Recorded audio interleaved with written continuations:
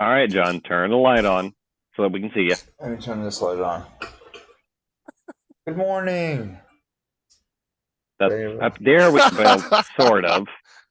Is God, you that a look like red you're light bulb? sunburned. Is that a red light bulb? Are you an Oompa Loompa, sir? John, how tall are you? 4-1. Oompa loompa doopity doo. Alright. Today's topic for viewers watching are how drugs and alcohol can affect your life. Yes. Also, like how addiction in general affects How your life. addiction. Yeah, how addiction. So I kind of in my research started to break this down into these sections. You know, one of them being our health, right? And then another being family, relationships, friends, your work, your interest in hobbies and other activities, your recreation, your spirituality, your drive in life, all that. And your finances is a big one.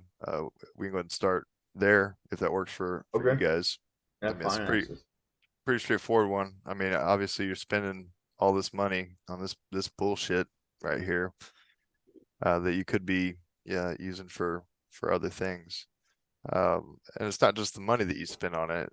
You're wasting the time using these substances.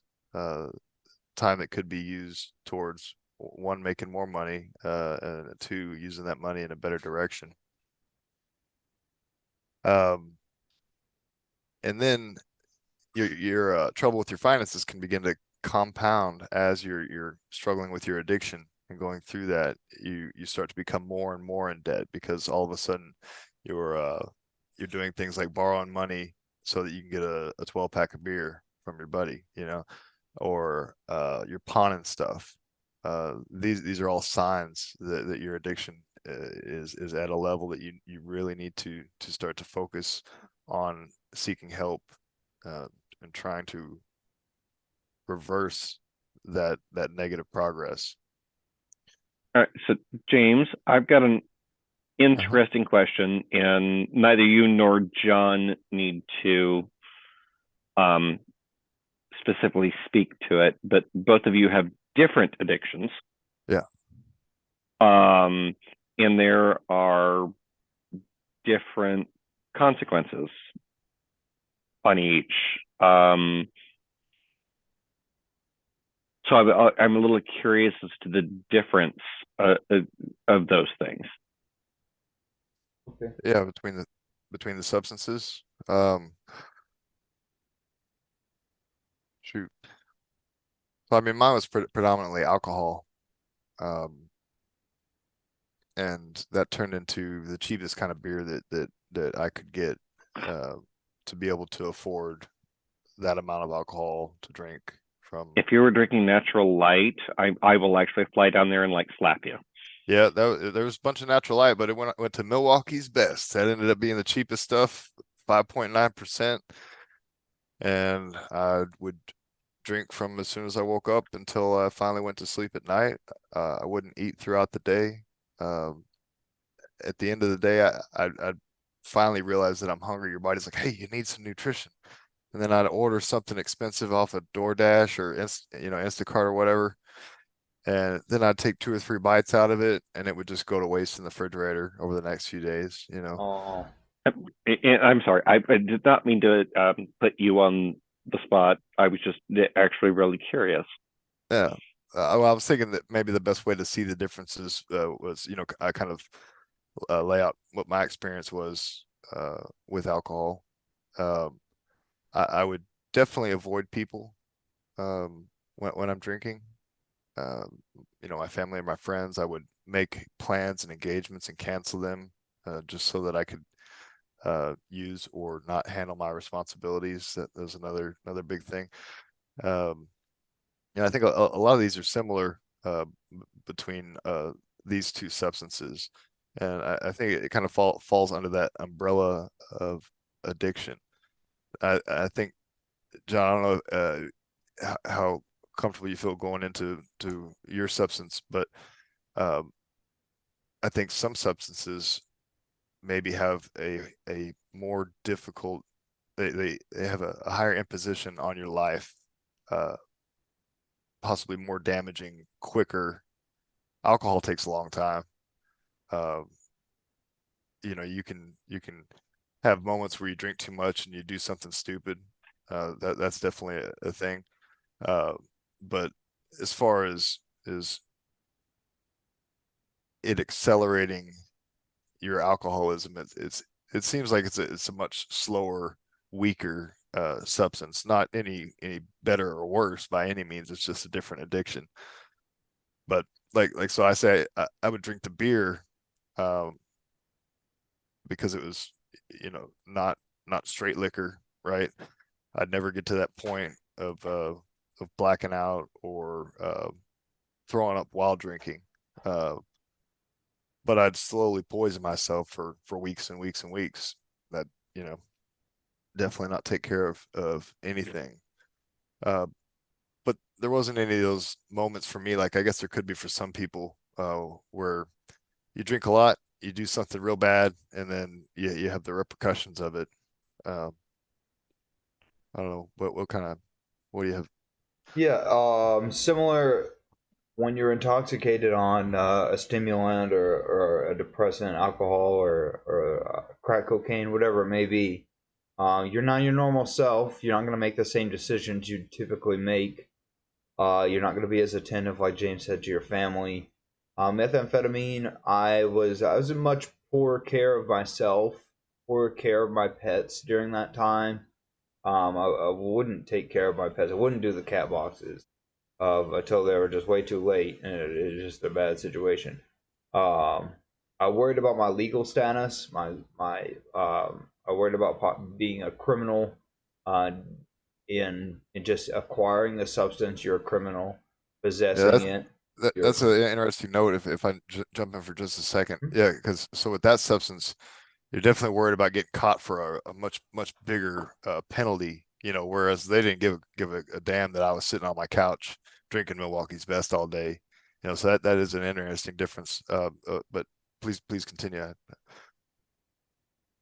Uh, I remember not being present for life choices. Like for example, um, I chose to adopt my cats while going through a period of use, or time when I was actively using, and I adopted these cats, which they're joys of my life. But I think to myself how I wasn't mentally present, wasn't really fully present there in my world to make that decision. Um, but uh, but Yeah, yeah, very that's something similar that would to. Go ahead. that would happen with me as far as getting into relationships with women. When I'd be drinking, you know, obviously you're less inhibited, right? But also the people that you're choosing to begin a relationship with are in the middle of their use. Basically, there's a standard here that my partner's not going to be an addict, or you know, they can be in recovery, but they're not going to be an active user of these substances. But if I was drinking, then automatically that becomes kind of an okay thing. Like, all right, you know, then you have this whole codependency type deal. So yeah, Okay. well, go ahead, Scott. Well, I'll confess a little bit of something here, and I think I've told John this before. You know, I have an ex where I very purposely told his best friend, "Don't let me do this." Yeah, And I had enough alcohol. It happened. yeah, And I'm not ashamed of the fact that it happened, but you know, I purposely actually said up front, I don't want this person. yeah. You knew it was a And bad, right. I knew it was a bad choice up front. And after enough alcohol, I did. Hmm. You were hoping Yeah. your friend would stand in the way and kind of like help you make that decision, help deter you. I had to drive the two of them home, Yep. Yeah. Yeah. That'll which happen. which is a completely different discussion. Yeah. Yeah. Speaking of driving, it's like that's another area where we put ourselves and other people at such a high risk during I our use. I mean, like, sorry, go I ahead, Scott. think what you just said, other people, is a key point. Yeah. Yeah, luckily I never hurt anybody or had any accidents on there or got arrested for that. But one way or the other, my addiction did result in criminal charges and court fees and all that kind of stuff. That's on the note of finances. I mean, I've spent $20,000 on that stuff, and I'm still paying court fees and supervisor fees and everything. And you know, my charge isn't drug related, but it definitely was brought to life by use of drugs and alcohol. There's no denying that. I would have had the sense to be a much wiser, calmer person. I hope I'd be calmer as a sober person. I don't know. I still get mad in traffic, man. People go too slow. I got a car I gotta blow up, man. Okay, I'm gonna complain about you, you straight guys, Yeah. for a bit, Uh-huh. because I was just down in Florida where I came down with COVID, Uh, um, and you know what? I am tired of hearing you guys like complain about people who were doing the actual speed limit. oh yeah. Dude, I don't even care if the speed limit's 90 in the fast lane. If somebody's behind you and you don't get out the way, I'm like, you gotta learn how to drive, buddy. If something takes over, man, I need to talk to my therapist about it. Yeah, you Uh, guys need to learn when it says 65, it means 65 is okay. yeah, no, I agree. That's probably the more sensible route to go about it. Actually follow the speed limit. Yeah. And I'm not even late for something. It's just me being a dumbass. All right, so John, I'm going to call you out Okay. just very, very shortly. We're talking about speed here. Speed. Mm, Yeah. And that's a Scott, good segue. Scott, I'm just teasing on that one. I'll No, say that's good. also, Scott, you know more about my addiction from being on the phone for so many nights. So feel free to call me if you want to call me out a little bit on any material, anything you think I could say that might be helpful. But you know, the substance, whatever your problem substance is, uh, it's probably got the capacity to wreck and ruin your life if you sit back and allow it.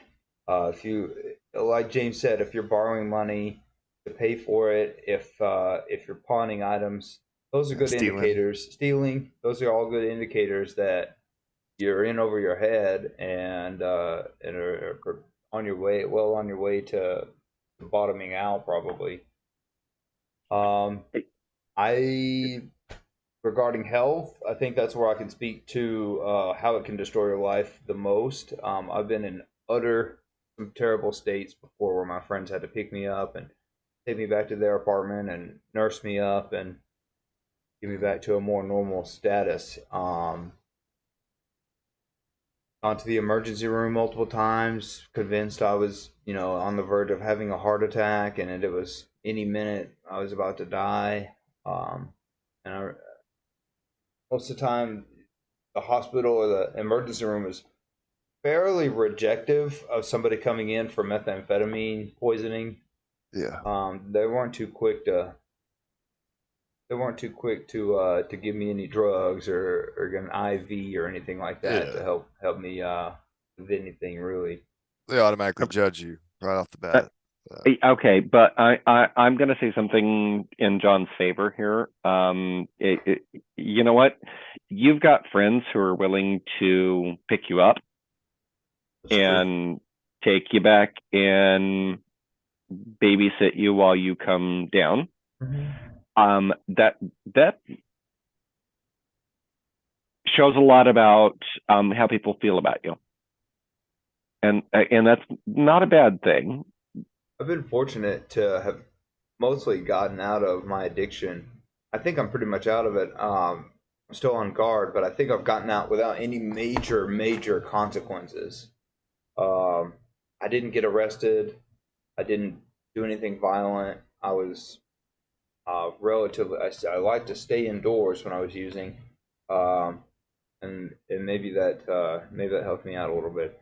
But I mean, there's not an element of my life that I think meth didn't touch or affect. My relationship to my mother was greatly affected, Yeah. and still is.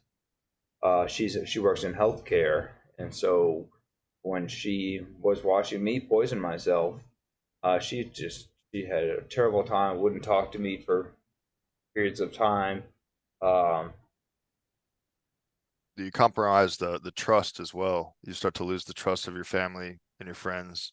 you lose their trust because you're lying to them, telling them, no, I'm sober. I haven't used it, and I remember distinctively trying to hide it from my girlfriend, hide years of usage, but I don't do that anymore because I love the sheer transparency now. And um, It's so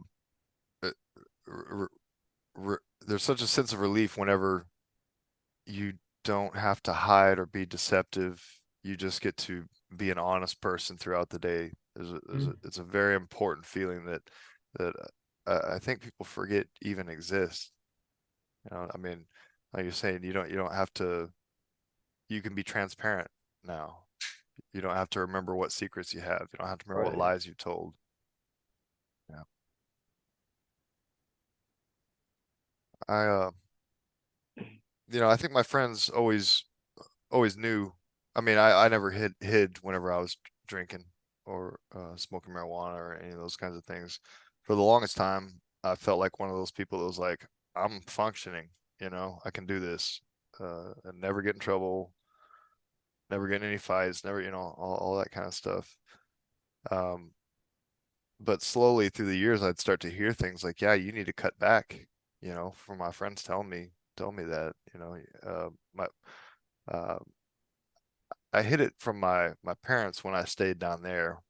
There was a lot of deception there, but I never spoke it. It was just the unspoken deception type deal, but after moving back up here to Arkansas, my friends would mention that, so if you're hearing that from your friends or you're hearing that from your family, you're hearing it from a doctor, that you need to stop using that. All big warning signs that we've gone to a point that we need to be careful and try to back away from, because it can be too late. You can affect your health permanently in addiction. Not just the physical part of it, but the mental aspect of it. We use these things to get this high, this rush, this dopamine release. We do it over and over again, and then eventually we start to appreciate our normal dopamine releases, and then we lose interest in items. We lose our energy, our drive, all of those sorts of things. But the effect on family is huge. Friends that you don't talk to anymore, whether because you're using or because they're still using. So I'm going to have a quick throw out or question here. Yeah. For both of you, because my situation's a little bit different. Yeah. Yes, I've got family, but being gay means you end up building your own family. Yeah. Because there's so many people in your life that don't accept you, and there's a lot of that party culture Yeah. that goes that's in hard. with that. And so I'd be curious as to perspective from both of you on that sort of thing. Yeah, I think a lot of my activities began to revolve entirely around that party culture, especially when women were involved. You know, it was Oh God, so I'm not the only person. it was Yay! it was best it was me trying to figure out ways to get us the most drugs and alcohol. You know, at times that was cocaine or whatever we could get, acid, you know, mushrooms. Ew. Oh, no, not shrooms. Not shrooms. We're not discussing shrooms. Bleh. Yeah. Yeah. No, That was horrible. I've had some great times and some bad times, but the important thing that I learned was that I can have great times, but without doing that. Okay, so I'm going to sort of pull us back to the topic about Yeah. how drugs and alcohol, you know, affect your life. And the only time I have ever done shrooms, and we're talking like 25 years ago, one of my best friends at that time basically drove me around for 8 hours because every time I was motionless, I got motion sick. Oh. Mm-hmm. So he drove me around for like hours on end. Yeah. You know, you remind me, like I mentioned that I never lost control or blacked out or any of those kinds of things. In the manner that I drank, but I've had a few bad experiences doing too many mushrooms, mushroom tea, and all that, where I wasn't there. You know, who knows? I mean, luckily, I was around friends that like just made sure I stayed on the couch and was in la la land. But if I didn't have that safety net, I could have easily just been running down the street butt naked. You know, like had no idea that I was doing I that. did not want to have that visual image, but thank you, James. I Now I had do. underpants on. He did it. He was not wearing underpants. I was there. Yeah, no, luckily, my friends kept me from doing anything like that. They just kept giving me water because I won't go into detail of some of the, you know, some of it's funny, but you know, obviously we're not trying to promote, promote doing that stuff. You know what? I will never complain about the stuff that I did because I wouldn't be the person that I am Yeah. if I hadn't done those things. Hmm. But as I've gotten older, yeah, I don't want to keep doing that shit. Yeah. Man, I'm just stoked to be a person. You know, the transparency was a big part of it. Not seeking drugs. That's a huge one, man. I was always chasing it to make sure that I had that can of beer or I had that bag of weed or whatever I was doing. Because I do whatever I could get my hands on. That's where I was in life. I wanted to be anywhere but present. I was Okay, afraid so of being present. that's a interesting dive on this discussion. You didn't want to be in your own headspace, is what I'm Yeah, hearing. yeah, exactly. Didn't want to take care of any of the bills. Didn't want to open mail. Didn't want to brush my teeth. Take showers.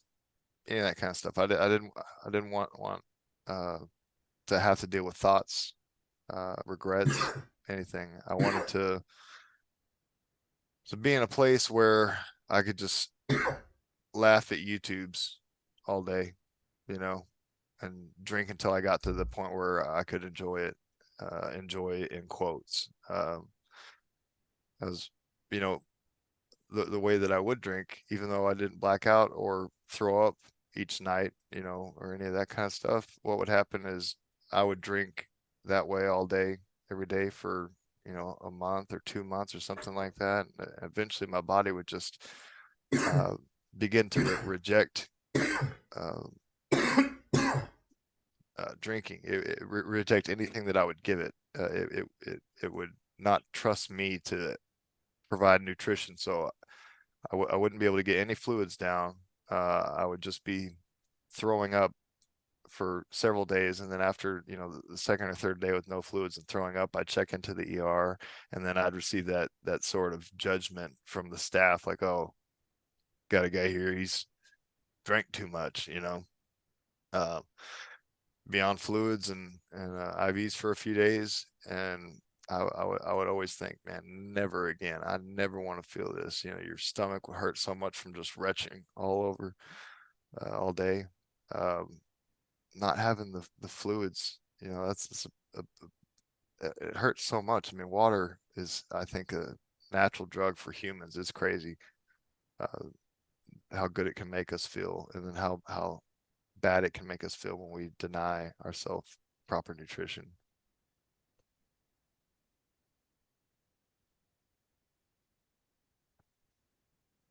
All right, So, John, any comments from you? You were saying that, James, about water hydration, and made me want to go grab the water. yeah, Hard water. good. Um, Yeah, I kind of rambled on there for a minute. I may have steered us off Nope. course of. Nope. That's what these conversations are for. And I felt like that was a very impactful thing, and I'm still trying to like process it. So that's a good thing. Yeah. At a point, it kind of became like self-medication. You know, it's like I'd wake up, I'd have my hands would be shaking a little bit. I'd be hot and cold, sweats, no body temperature control. The only thing that would make me feel normal that next morning, or normal, would be getting another beer in and starting the whole process over again. And the whole time that I do it, I knew I was being stupid, and I felt ashamed for it. Yep. So hair of the dog. Yeah. But repeatedly. Yeah. Every day. Yeah. No, that's.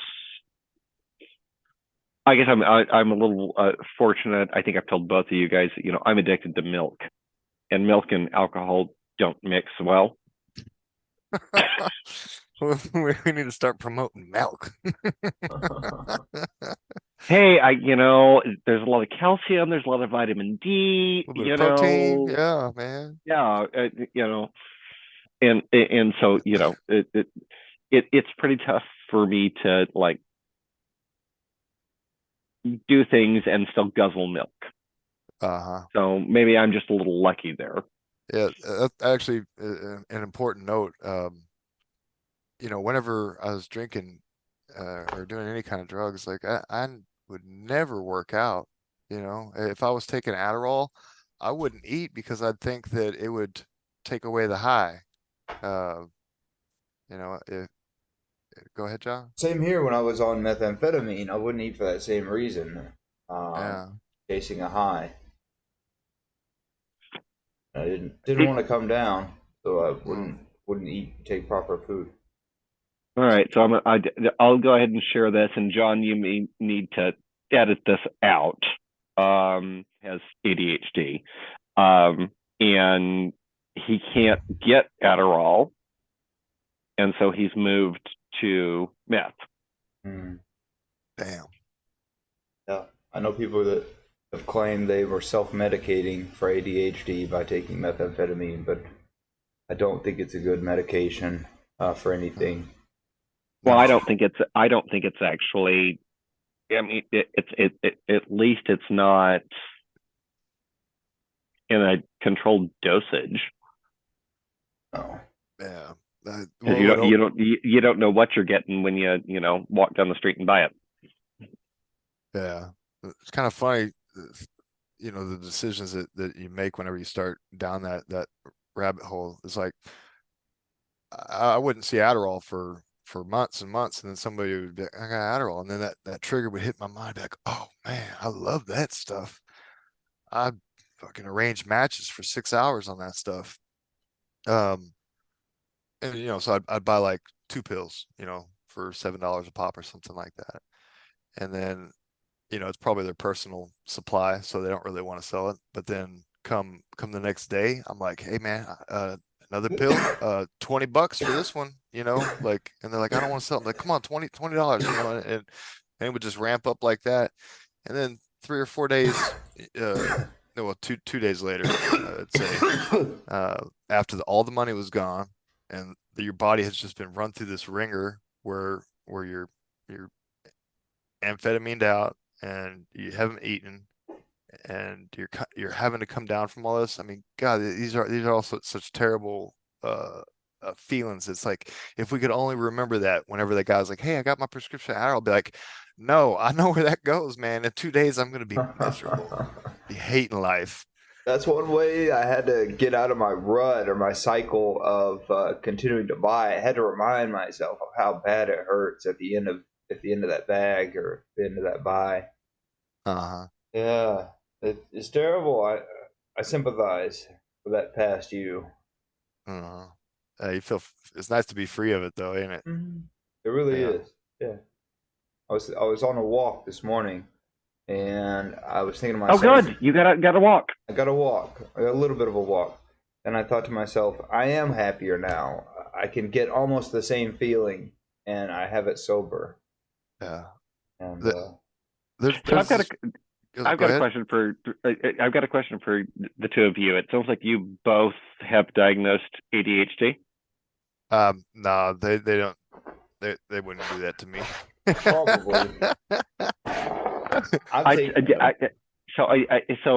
tried. I've never. I don't have it, but I have friends who do. But like the few times that I've done anything associated with math, it was like I hated it. It was far too much for my brain. Yeah, it's definitely powerful stuff. Is it different for you guys? Man, I get so into whatever I'm doing. If I take it and I start cleaning, I'm gonna keep cleaning for like 6 hours. You know what I mean? I see, and I get that way without it. Yeah, and that's good. And I myself have that experience. If I just can wash that one dish, eventually it's going to turn into like a clean kitchen. As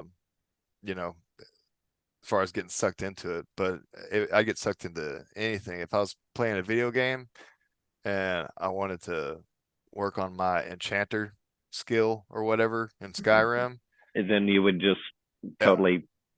Yeah, I'd be okay. level 100. Is that ADHD or is it OCD? Well, see, I don't think I have ADHD. I think whenever people that have it take it, they have a different response for it, where they just become somewhat more normalized. I'm not really sure how to put that. For me, it's definitely speed. Like I'm going. My mind's racing. If it's the first day, I'm typically better able to keep it down one track more thoroughly. But it's not the way that I do it when I'm sober. I go down a track like that and start studying something, get into the music theory books, just start going. Rabbit hole. Yeah, and then I don't remember any of that shit the next day. It seems like I'm a genius that day, and then it's all gone the next day. You know what I mean? It's like I finally understand how the stock market works. No. All right, John, I want to hear from you on that one. On Adderall, I don't know what I can say about Adderall. I did get a prescription for it back the last time I was going to college, and wound up grinding it up, putting it in water, downing it to try to get the effect of the pill quicker. But Adderall has such a tolerance factor that once you have a tolerance to it, the same amount doesn't work. Yeah. And so I remember crushing up one pill and then a pill and a half and swallowing that in water to try and get this paper done. And oh gosh, I don't think it ever got completed. But that was at the end of the semester, and I had burned up my tolerance for Adderall. Maybe I am ADHD or ADD. it really did seem to work for me when I took it as prescribed, but I couldn't. Yeah. I liked it too much. I couldn't take it as prescribed. Mm. Okay, so I find that interesting, guys, because my what John just described, my brain works that way 24/7.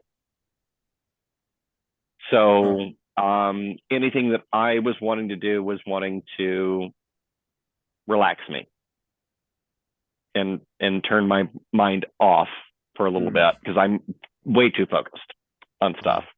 You know, I've told you guys before, and we've posted this on some of the previous stuff. Like, I have a work addiction. I get Yeah. way too focused. Yeah. And I don't think there's a whole lot of stuff out there that like actually brings you down. Yeah. So I have a buddy who takes Adderall as prescribed. You know, I guess as he describes it, his thoughts are all over the place uh, before he takes it. And then I've hung around him a lot whenever he's taking his morning dose or whatever like that. And he, you know, he just seems like it puts him on a more even keel. You know, so some people, I think it can help. I think in a lot of cases, it's bad for everybody that gets it. You know, we're these drugs get prescribed, but I don't think all of them are necessarily good. I think there's, you know, not to go too down the conspiracy side of it, but we could do a lot of different stuff to get our health better, get our focus better than There are a lot of suburban moms who post about stealing their kids Adderall yeah. just so that they can get everything done. Kind of sad Yeah. that they, on one hand, sad they feel the need to do that. On the second hand, that if your kid actually needs that medication to do well at school and he doesn't have that day's supply, that's Yeah. I don't know. It's making those drug decisions. the, the shitty ones that we make when we're on that path, on that war path. Well, you know, my ex-husband was diagnosed with ADHD when he was a kid. And he absolutely hated taking Adderall. And at a certain point, as he got older, I was like, you know, maybe you need to talk to your doctor about this and go back on it. And he cried over it because, you know, none of us wants to be medicated. Yeah, that was a hard transition for me. But it definitely, you know, having an actual like informed discussion, you know, it really did help. But yeah, I mean, we either over medicate or we don't medicate at all. Yeah, it was I guess a difficult transition for me at a point whenever I start getting diagnosed with stuff like depression and anxiety and you know, the time that I grew up, those things weren't, you know, people didn't really believe in that. You know, my family didn't believe that depression was a thing. They just thought, you know, you had to get your shit together because you're a bag of ass, you know. You're sad because you're not doing it right, essentially. And so whenever I got older and got these diagnoses,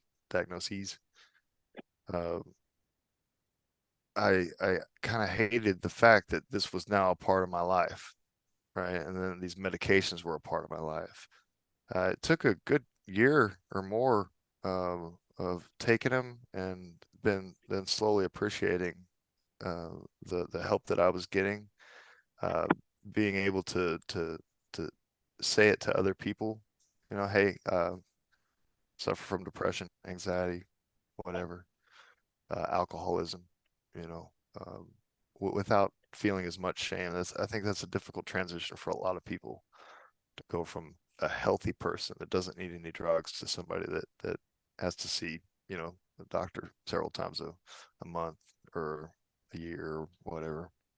So I read a news article yesterday morning, and remind me to send it to you guys. It was from a woman who was originally diagnosed as bipolar, hid it from everybody but her family. And then 20 years later got diagnosed with schizophrenia instead. So she'd been on the wrong meds all this time. And she and her husband had to have a serious conversation about whether or not to share that, because they were afraid that people would not be friends with him anymore. Yeah. So, mental health is a big deal, but it's really scary to people, whether it's their own mental health or somebody else's. Yeah. Hopefully, as a populace, we become less judgmental. To my dog's throwing something up. Did your dog just puke? And then look it up, maybe. Yeah. So as a populace, becoming less judgmental to all of this, allowing people to seek help unabashedly, be able to grow and support each other, you know, as humans, all trying to get through this whole experience. I think we're making progress. So I would say that the two of you are helping make that progress.